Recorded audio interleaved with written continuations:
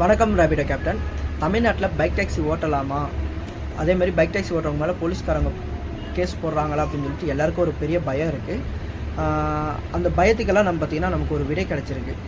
என்ன அப்படின்னா, இப்போ கடந்த சில நாட்களாக பார்த்திங்கன்னா பைக் டாக்ஸி ஓட்டுறவங்கள போலீஸ்காரங்க பிடிச்சி அவங்க மேலே கேஸ் போட்டுட்ருக்காங்க அப்படின்னு சொல்லிட்டு ஒரு நியூஸ் பார்த்திங்கன்னா பரவிட்டுருக்கு. இந்த நியூஸ் காரணமாக காட்டி பார்த்திங்கன்னா மதுரை ஹைகோர்ட்டில் பார்த்திங்கன்னா பைக் டாக்ஸி ஓட்டலாமா வேணாமான்னு சொல்லிட்டு ஒரு கேஸ் பொது வழக்கு போட்டிருக்காங்க. அந்த பொது வழக்கை விசாரித்த நீதிபதி அவர்கள் என்ன கூறியிருக்காங்க அப்படின்னா, மார்ச் மாதம் 11ஆம் தேதி பார்த்திங்கன்னா அந்த வழக்கு மதுரை கோர்ட்டுக்கு வந்தது. அதில் பார்த்திங்கன்னா நீதிபதி என்ன சொல்லியிருக்காங்க அப்படின்னா, தமிழ்நாட்டில் பைக் டாக்ஸிக்கு இன்னும் சட்டப்பூர்வமான, அதாவது என்னென்ன விதிகள் இருக்குன்றதை பார்த்திங்கன்னா நடைமுறைப்படுத்தலை. அதை தமிழ்நாடு அரசு தான் நடைமுறைப்படுத்தணும் அப்படின்னு சொல்லியிருக்காங்க. இதை பார்த்திங்கன்னா கேஸ் ஏப்ரல் மாதம் 8ஆம் தேதி பார்த்திங்கன்னா மாற்றி வச்சுருக்காங்க.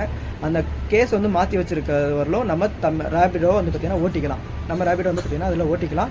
இதில் நமக்கு என்ன ஒரு கண்டிஷன் அப்படின்னா, நிபந்தனை என்ன வச்சுருக்காங்கன்னா, கம்பல்சரியாக பார்த்திங்கன்னா இன்சூரன்ஸும் லைசன்ஸு 2 பேரும் ஓட்டுறவங்க, அதாவது ஓட்டுறவங்களுக்கு சரி பின்னாடி இருக்கிறவங்களுக்கு சரி கண்டிப்பாக ஹெல்மெட் வேணும்.